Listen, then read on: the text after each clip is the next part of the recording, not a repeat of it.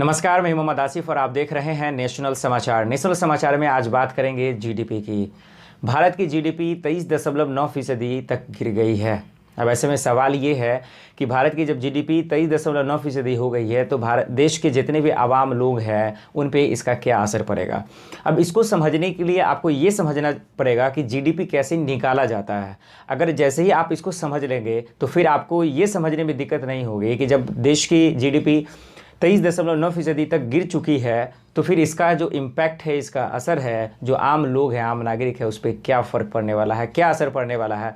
तो हर एक सवाल का जवाब हम देने की कोशिश करेंगे आपको, लेकिन उससे पहले हम सबसे पहले आपको ये दिखाने की कोशिश करते हैं कि जब कल आंकड़े जब आए जीडीपी के नए आंकड़े, तो जब 23.9% तक गिर गया है तो इसके क्या कारण हैं, इस पर भी बात करेंगे। लेकिन देखिए कि किस तरह से उसके बाद सरकार की तरफ से क्या बयानबाजी आई हैं कि किस कारण से जीडीपी इतना तक गिर गया है। लेकिन उससे पहले हम आपको ये भी बता दें कि 40 साल में, इतिहास के 40 साल में ऐसा पहली बार हुआ है कि जीडीपी इतना ख़तरनाक गिरा है। तो सबसे पहले कल के एक रिपोर्ट को देखते हैं, कल क्या कुछ हुआ है इस पूरे 23.9 जीडीपी गिरने के बाद। उसके बाद बात करेंगे कि जीडीपी निकाला कैसे जाता है और अपनी तरफ से हम लोग समझने की कोशिश ये करेंगे कि क्या आखिर कारण रहे होंगे, जो ज़मीनी हकीकत है जिसकी वजह से जीडीपी का आज ये हाल है।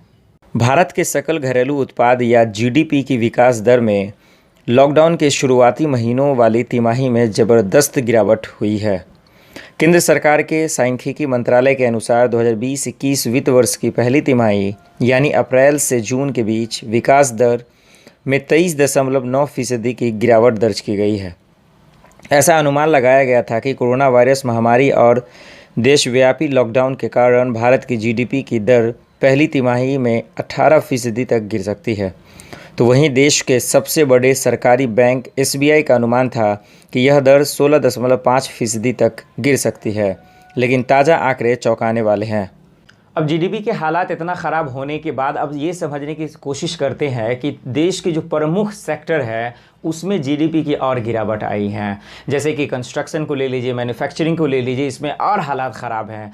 लेकिन इस पूरी लिस्ट को देखने के और समझने की कोशिश करते हैं कि जीडीपी जब से देश, खास करके कल से जब देश में 23.9% तक की जो गिर गई है, तो उसके बाद जो देश की सबसे प्रमुख सेक्टर है उसमें हालांकि कितना इसका असर आया है, इसका कितना इम्पैक्ट पड़ा है, उस पर एक नज़र डालते हैं। साथ ही आपको बताते चलें सभी प्रमुख सेक्टर में ग्रोथ नेगेटिव ही रही। साथ ही आपको ये भी बताते चले जनवरी मार्च तिमाही में भारतीय अर्थव्यवस्था में 3.1% की वृद्धि देखी गई थी, जो 8 साल में सबसे कम थी। तो वहीं जीडीपी के आंकड़े बताते हैं कि मार्च तिमाही में उपभोक्ता खर्च धीमा हुआ, निजी निवेश और निर्यात कम हुआ। वहीं बीते साल इसी जून तिमाही की दर 5.2% थी। जीडीपी के इन नए आंकड़ों को साल 1996 के बाद से ऐतिहासिक रूप से सबसे बड़ी गिरावट बताया गया है। इन आंकड़ों पर मंत्रालय ने कहा है कि कोरोना वायरस महामारी के कारण आर्थिक गतिविधियों के अलावा आंकड़ा इकट्ठा करने के तंत्र पर भी असर पड़ रहा है। मंत्रालय ने कहा है कि 25 मार्च से देश में लॉकडाउन लगाया गया, जिसके बाद आर्थिक गतिविधियों पर रोक लग गई। तो वहीं कंस्ट्रक्शन सेक्टर ग्रोथ में 51.4% की गिरावट आई है।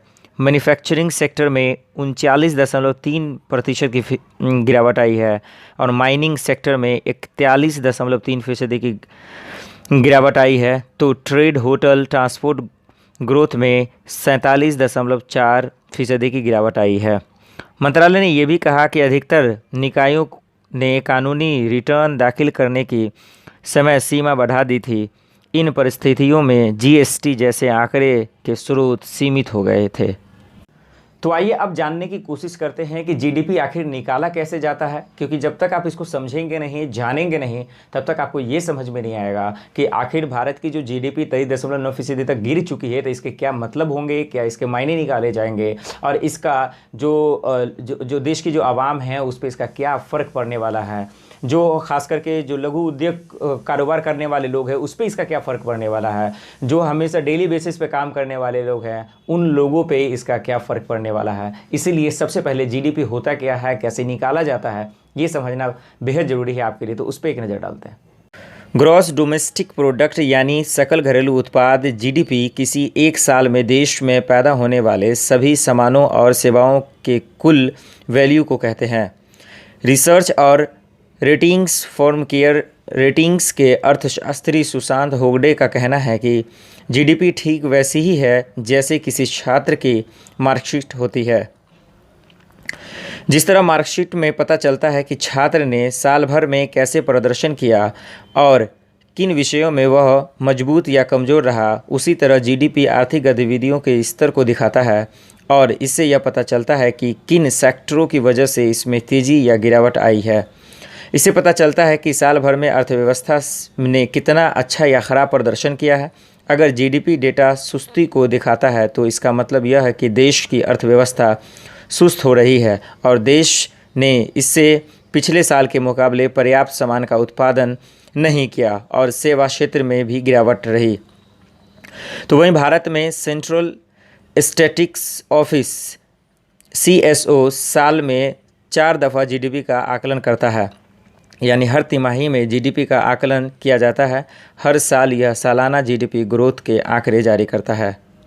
तो अब देखना होगा कि भारत सरकार इस पे क्या अपनी बात को रखती है और किस तरह से जो भारत की जीडीपी 23.9% तक गिर चुकी है, तो इसको आखिर कैसे इसको बदला जा सकता है और फिर से अर्थव्यवस्था को कैसे देश की पटरी पर लाया जा सकता है। जो लोग परेशान हो गए हैं उनको कैसे फिर से उनके घर में रोजी रोटी पहुंच सके, इसके लिए क्या नई रणनीति भारत सरकार की तरफ से आती है, ये हम सबके लिए एक सबसे बड़ी जो है उम्मीद की बात होगी और भारत सरकार के लिए सबसे बड़ी चुनौती भी होगी, क्योंकि लगातार पिछले 6 महीनों से अर्थव्यवस्था पे बातचीत हो रही है लेकिन भारत सरकार पे कोई इम्पैक्ट, कोई असर नहीं पड़ा।